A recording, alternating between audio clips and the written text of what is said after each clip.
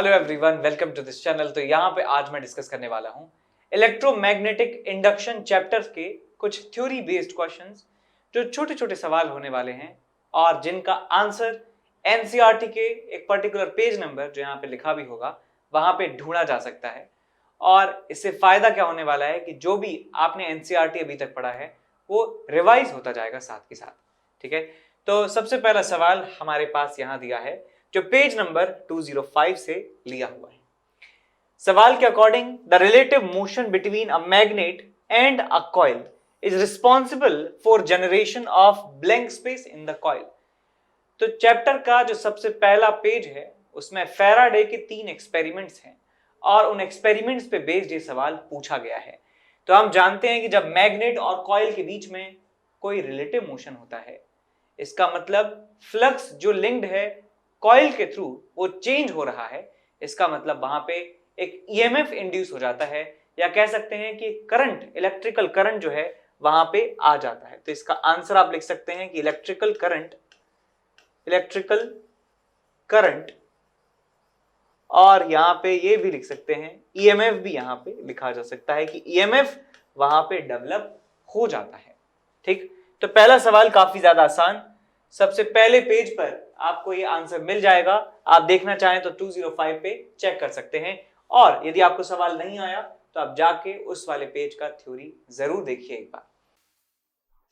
Hello my dear students, I am Neeraj Kumar Chaudhary और physics teacher. बच्चों, एक बहुत ही इंपॉर्टेंट इंफॉर्मेशन लेके आया हूं अगेन आपके लिए। Unacademy champions league is back again.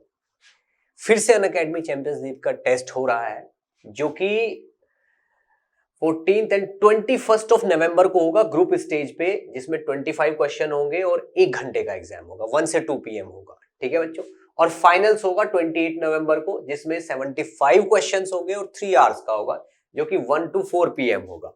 और इसमें बच्चों बहुत अच्छे अच्छे अवार्ड्स हैं। ठीक है ना, ये आप जानते ही हो बहुत अच्छे तरीके से। 5 CR तक के आप इसमें अवार्ड्स जीत सकते हो, इतना बड़ा पूल है, तो चांसेस बहुत ज्यादा है। ठीक है बच्चों, और अगर इसमें आप अच्छी रैंक लाते हो ग्रुप स्टेज में, तो 1 से 10 पे आपको 20,000 का प्राइस है और 100% स्कॉलरशिप है, यानी कि कोई भी सब्सक्रिप्शन लेते हो 100% ऑफ। ठीक है ना, 11 to 30 की रैंक आती है तो 10,000 और 50% इस पे ऑफ, और बाकी का भी आप देख सकते हो। और अगर आप फाइनल में रैंक लेके आते हो तो आपको 1 लाख का कैश प्राइज है और 100% स्कॉलरशिप है। ठीक है ना, ऊपर के टॉप 10 रैंकर्स को, यानी कि 1 से लेके 10 तक 100% स्कॉलरशिप है, और रैंक 1 को 1 लाख, 2 और 3 को 60, और 4 और 10 को 50,000 तक के प्राइस हैं। ठीक है बच्चों, तो बहुत ही बेहतरीन मौका है अच्छे अच्छे प्राइजेस जीतने का। ठीक है बच्चों, और ये है स्पेशल प्राइज वीक, यानी कि ये जो हफ्ता चल रहा है, अगर इस वीक में आप सब्सक्रिप्शन लेते हो तो आपको बहुत बड़ा डिस्काउंट मिल रहा है। ठीक है ना, 10 + 10 यानी कि 20% का, अप्रोक्सीमेटली 20% का डिस्काउंट मिल रहा है आप अगर इस स्पेशल वीक में सब्सक्रिप्शन लेते हो तो। ठीक है ना, किस तरीके से?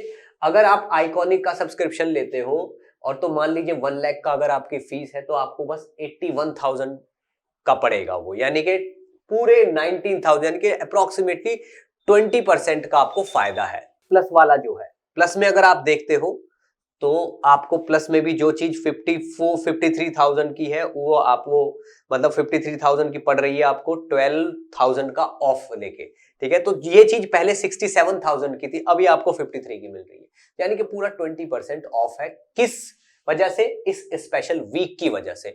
और ये वीक आपका 10 से 17 नवंबर तक है, यानी कि समझ लो आज इसका लास्ट है। मे भी पॉसिबल है 1-2 दिन एक्सटेंड हो सकता है, बट इसका ऑफिशियली आज लास्ट डे है, 17 नवंबर। ठीक है बच्चों, नेक्स्ट देखिए, all star crash course batch. ठीक है ना, 11th क्लास के स्टूडेंट्स के लिए, ठीक है ना, एक क्रैश कोर्स लॉन्च किया जा रहा है। ठीक है ना, 17 नवंबर से। ठीक है ना, 11th का सिलेबस 4 महीने में पूरा कर दिया जाएगा, और जितने भी स्टार एजुकेटर हैं अनअकैडमी पे, वो सब लोग इसमें आपको कुछ कुछ चैप्टर पढ़ाएंगे। ठीक है ना, ये देखिए सारे के सारे टॉप टीचर्स हैं, ये सब आपको कुछ कुछ पोर्शन पढ़ाएंगे और 11th का पूरा सिलेबस 4 महीने में कर देंगे पूरा।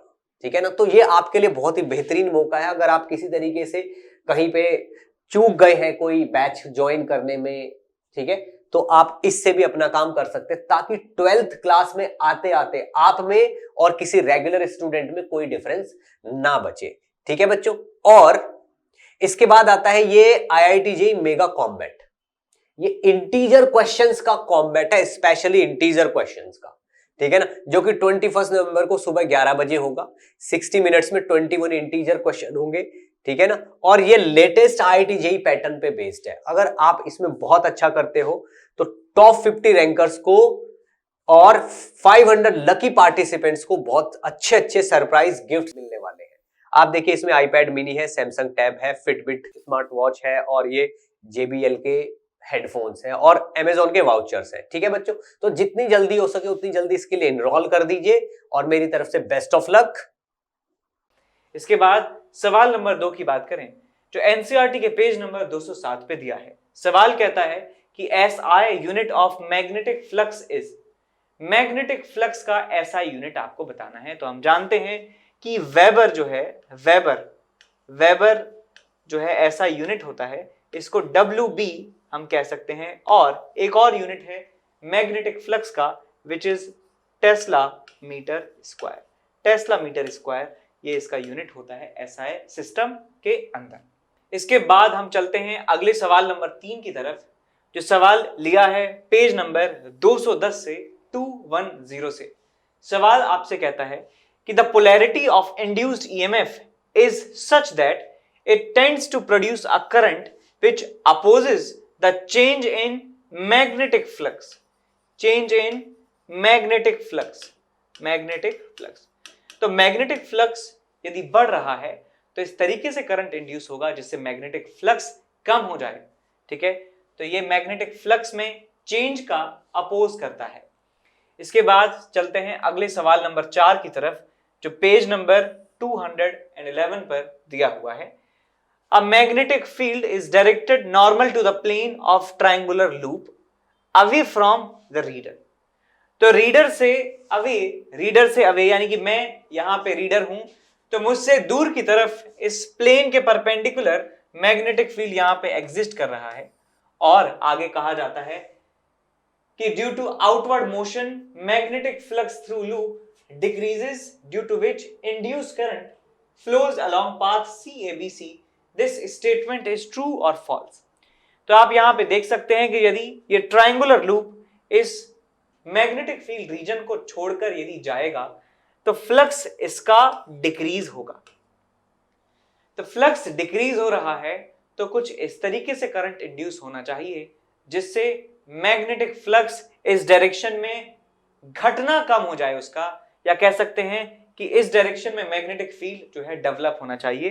तो मैं कह सकता हूं ऐसा तभी संभव है कि जब हमें मैग्नेटिक फील्ड को इंक्रीज करना है तो करंट जो है इस डायरेक्शन में इंड्यूस होना चाहिए, इस डायरेक्शन में करंट इंड्यूस होना चाहिए, जिससे इंड्यूस करंट की वजह से मैग्नेटिक फील्ड अंदर की तरफ आ सके। एरिया लेकिन कम हो रहा है, लेकिन मैग्नेटिक फील्ड का मैग्नीट्यूड यदि बढ़ जाए अल्टीमेटली तो फ्लक्स में उतनी ज्यादा कमी नहीं आएगी। तो यहां पे हमें मिल गया डायरेक्शन कि CBAC या ACBA इस डायरेक्शन में करंट फ्लो होना चाहिए। यहां पे दिया है CABC यानी कि जो एक्चुअल डायरेक्शन है उसका उल्टा डायरेक्शन दिया है। इसका मतलब ये वाला जो स्टेटमेंट है ये फॉल्स स्टेटमेंट है, फॉल्स स्टेटमेंट है। ठीक है, क्वेश्चन नंबर 6 यहां पर डिस्कस कर रहे हैं। सवाल कहता है आपसे, we are able to produce induced EMF by moving a conductor instead of varying the magnetic field, that is by changing magnetic flux enclosed by the circuit. This statement is absolutely true.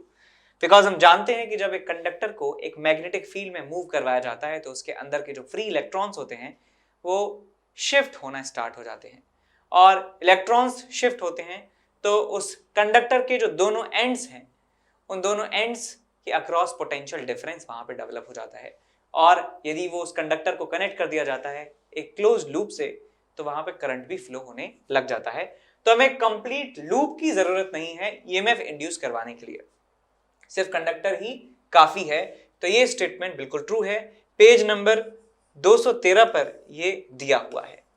इसके बाद चलते हैं question number 7 की तरफ। A charge in motion can exert force on a stationary magnet. ठीक बात है कि जब चार्ज मूव करेगा तो मैग्नेटिक फील्ड वहां पे डेवलप होने वाला है और मैग्नेटिक फील्ड की बदौलत एक बार मैग्नेट के ऊपर भी फोर्स लग सकता है। Conversely a bar magnet in motion can lead to a force on stationary charges. देखिए जब बार मैग्नेट मूव होती है तो बार मैग्नेट मूव होगी तो टाइम वेरिंग मैग्नेटिक फील्ड वहां पे डेवलप होगा और टाइम वेरिंग मैग्नेटिक फील्ड वहां पे डेवलप हुआ है तो इसका मतलब वहां पे एक इलेक्ट्रिक फील्ड भी डेवलप होने वाला है और इलेक्ट्रिक फील्ड यदि आ गया तो चार्ज चाहे स्टेशनरी हो चाहे स्टेशनरी ना हो तो इसके ऊपर फोर्स लगेगा। स्टेशनरी चार्ज को ये मूव करवा सकता है मैग्नेट यदि मूव करे तो ये स्टेटमेंट बिल्कुल सही है। पेज नंबर 213 पर ये स्टेटमेंट दिया हुआ है, आप चाहें तो ये पढ़ सकते हैं। क्वेश्चन नंबर 8 की बात करें पेज नंबर 215 से, Lenz law is consistent with the law of conservation of energy. Conservation of energy को ये फॉलो करता है और उसी का ये कॉन्सिक्वेंस है। इसके बाद क्वेश्चन नंबर 9 की तरफ चलते हैं, पेज नंबर 216 पे दिया हुआ है, the relation between total charge flowing through closed circuit, total charge flown through a closed circuit of resistance R and change in magnetic flux through it is। तो देखिए हमारे एक्सप्रेशन में जो चार्ज फ्लोन का एक्सप्रेशन है उसमें change in magnetic flux आना चाहिए और रेजिस्टेंस आना चाहिए। तो हम जानते हैं कि जो चार्ज फ्लोन का फॉर्मूला होता है वो होता है delta phi divided by capital R. Delta phi by R होता है चार्ज फ्लोन, यही हमारा आंसर होगा। इसके बाद चलते हैं क्वेश्चन नंबर 10 की तरफ, पेज नंबर 218 से लिया हुआ है, when bulk pieces of conductors are subjected to change in magnetic flux. जब एक चेंज इन मैग्नेटिक फ्लक्स के अंदर किसी बल्क मटेरियल को, बल्क मेटल को रखा जाता है तो उसके अंदर इंड्यूस्ड करंट जो हैं are produced in them, these currents are called eddy currents. सब जानते हैं इस बात को कि एडी करंट्स का मतलब क्या है। तो एडी करंट्स जब प्रोड्यूस होते हैं जब एक बल्क मेटल पीसेस को चेंज इन मैग्नेटिक फ्लक्स वाले रीजन में लाया जाता है तो वहां पे उनके सरफेस के अंदर, उनके वॉल्यूम के अंदर डेवलप हो जाते हैं कुछ करंट्स, उन करंट्स को एडी करंट्स कहा जाता है। क्वेश्चन नंबर 11 की बात करें पेज नंबर 218 से, eddy currents are minimized using laminations of metal. These laminations are separated by insulating material like lacquer. This statement is true और false. This statement is true. तो ये एक मटेरियल है, ये काइंड ऑफ पॉलिश तरह से होता है, एक पॉलिश की तरह होता है। जैसे आपने सुना होगा वार्निश जो है, वार्निश पता है ना क्या होता है, तो वैसा ही ये एक पॉलिश टाइप का मटेरियल है, पॉलिश जो है करने के काम आता है। तो इस मटेरियल का इस्तेमाल करते हैं हम कि लैमिनेट करने के लिए। जो कोर होती है मेटल की उनको इससे लैमिनेट किया जाता है जिससे एडी करंट्स की वजह से जो हीट लॉस है वो कम से कम हो सके। तो स्टेटमेंट बिल्कुल ट्रू है, पेज नंबर 218 पर ये लिखा हुआ है एग्जैक्टली। क्वेश्चन नंबर 12 की तरफ पढ़ते हैं। Question number 12 page number 218, galvanometer has a fixed core made of blank space metallic material. When coil oscillates the eddy currents generated in core opposes the motion and bring the coil to rest quickly. तो ये जो phenomena है उसको कहा जाता है electromagnetic damping. Electromagnetic damping इसे कहा जाता है। और गैल्वेनोमीटर की कॉइल बनाने के लिए हम नॉन मैग्नेटिक मेटल का इस्तेमाल करते हैं। नॉन मैग्नेटिक मटेरियल का इस्तेमाल यहाँ पे किया जाता है। ठीक है, इसके बाद चलते हैं क्वेश्चन नंबर 13 की तरफ। क्वेश्चन नंबर 13 पेज नंबर 220 से लिया हुआ है। Inductance is a scalar quantity and it has a dimensions of. तो हमें डायमेंशनल फॉर्मूला बताना है इंडक्टेंस का क्या होगा। तो हम जानते हैं कि पोटेंशियल एनर्जी जो स्टोर होती है इंडक्टर के अंदर वो होती है half L I square is equals to potential energy. तो यहां से L हमें मिल जाएगा 2U divided by I square. तो यहां से डायमेंशनल फॉर्मूला ऑफ इंडक्टेंस मिल जाता है is equals to U which is energy mL2T-2 divided by current का स्क्वायर विच इज A2। तो आपको रिजल्ट मिलता है mL2T-2 और यहां आ जाएगा आपके पास A-2। तो ये आपको डायमेंशनल फॉर्मूला ऑफ इंडक्टेंस मिल जाता है। ये मास है, ये लेंथ है, ये टाइम है और ये करंट है एम्पियर में। ठीक, समझ गए। इसके बाद आगे सवाल की तरफ चलते हैं। क्वेश्चन नंबर 14 पेज नंबर 221 से लिया है। Mutual inductance of a pair of coil of solenoid depends on their separation as well as. तो ये आपको वन शॉट में भी बताया गया था कि जब हम बात करते हैं दो कोएक्सियल सोलेनॉइड्स की तो उनका म्यूचुअल इंडक्टेंस किन किन बातों पे डिपेंड करता है। एक तो उनके सेपरेशन और दूसरा उनका रिलेटिव ओरिएंटेशन। तो इनके सेपरेशन के साथ साथ उनका जो रिलेटिव ओरिएंटेशन है उस पर ये डिपेंड करता है, रिलेटिव ओरिएंटेशन। ठीक है, इसके बाद चलते हैं अगले सवाल नंबर 15 की तरफ जो पेज नंबर 222 पे दिया हुआ है। It is possible that EMF is induced in a single isolated coil due to change of electric flux through coil by means of varying current through the same coil, this phenomena is called. कह रहे हैं कि एक loop के अंदर current को very करवाया जाता है। तो लूप में यदि करंट वेरी होगा तो लूप की वजह से जो प्रोड्यूस्ड मैग्नेटिक फील्ड है वो भी वेरी होगा, और वो मैग्नेटिक फील्ड उस खुद लूप की वजह से, खुद लूप से जो पास हो रहा है, तो हम कह सकते हैं कि खुद के मैग्नेटिक फील्ड की वजह से खुद से पास होने वाला फ्लक्स चेंज हो रहा है, तो खुद के अंदर ही एक बैक ईएमएफ डेवलप हो जाता है। इस फिनोमेना को सेल्फ इंडक्शन कहा जाता है। इस फिनोमेना को सेल्फ इंडक्शन कहा जाता है। और जो प्रॉपर्टी, जिस प्रॉपर्टी के थ्रू इस इंडक्शन के एक्सटेंट को नापा जाता है उसे सेल्फ इंडक्टेंस कहा जाता है। क्वेश्चन नंबर 16 की तरफ चलते हैं। पेज नंबर 223 पे दिया है सेल्फ इंडक्टेंस यानी कि L plays the role of inertia, it is electromagnetic analog of mass in mechanics. तो जैसे मास होता है मैकेनिक्स में वैसे ही यहां पे होता है self inductance. Okay, question number 17 की बात करते हैं। क्वेश्चन नंबर 17 पेज नंबर 224 से लिया हुआ है। The expression of magnetic energy stored in a solenoid in terms of magnetic field strength B and area of solenoid is equal to।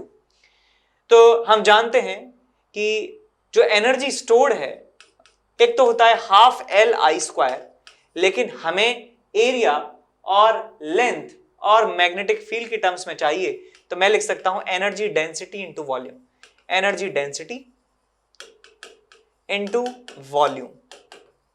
Energy density आपको याद होना चाहिए, यदि मैग्नेटिक फील्ड कहीं प्रेजेंट है so B square divided by 2 mu naught होता है energy density, और यदि कहीं इलेक्ट्रिक फील्ड है तो half epsilon not E square होता है electric field intense electrical energy density, और वॉल्यूम यहां पे आ जाएगा एरिया इंटू एल। तो हमारे पास ये फॉर्मूला बन जाता है B square A L divided by 2 mu not.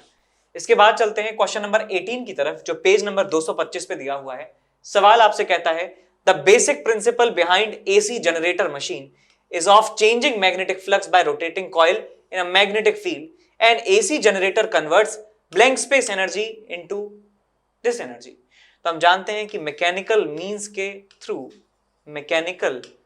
के थ्रू उस लूप को रोटेट किया जाता है और उसके द्वारा हमें एक अल्टरनेटिंग करंट मिलता है, या कह सकते हैं कि इलेक्ट्रिकल एनर्जी मिलती है। मैकेनिकल एनर्जी इनटू यहां पे ब्लैंक स्पेस आना चाहिए था और यहां पे आ जाएगा electrical energy. Electrical energy mechanical से इलेक्ट्रिकल में कन्वर्जन का कार्य करता है एसी जनरेटर। इसके बाद सेकंड लास्ट क्वेश्चन नंबर 19 की तरफ चलते हैं पेज नंबर 228 पर। In an AC generator the coil has n turns and a area is rotated. If f revolution per second in a uniform magnetic field B, then the peak value of motional EMF is directly proportional to frequency and area. This statement is true or false। तो जब हम बात करते हैं AC generator की तो वहां पे जो मैक्सिमम ईएमएफ डेवलप होता है वो होता है हमारे पास N B A omega. Omega को लिख सकता हूं मैं 2 pi F, so N B A F into 2 pi, ये हमारे पास होता है मैक्सिमम इंड्यूस्ड ईएमएफ। तो देख सकते हैं कि ये किस किस चीज की प्रोपोर्शनल है, फ्रीक्वेंसी के प्रोपोर्शनल है, एरिया के प्रोपोर्शनल है, मैग्नेटिक फील्ड स्ट्रेंथ की प्रोपोर्शनल है, नंबर ऑफ टर्न्स की प्रोपोर्शनल है। तो इसका मतलब ये वाला जो स्टेटमेंट है ये ट्रू लिखा हुआ है। इसके बाद चलते हैं फाइनल क्वेश्चन नंबर 20 की तरफ जो पेज नंबर 231 पर दिया हुआ है। In the shown experiment excessive positive charge is built at end P of the metal rod. This statement is false or true, ये आपको बताना है। तो आप यहां पे देख सकते हैं क्लियरली कि ये जो रॉड है PQ ये मूव कर रही है राइट डायरेक्शन में, राइट डायरेक्शन में ये मूव कर रही है। ये नॉर्थ पोल है, साउथ पोल है मैग्नेट का, तो इसका मतलब मैग्नेटिक फील्ड नीचे की तरफ यहां पर आ रहा होगा।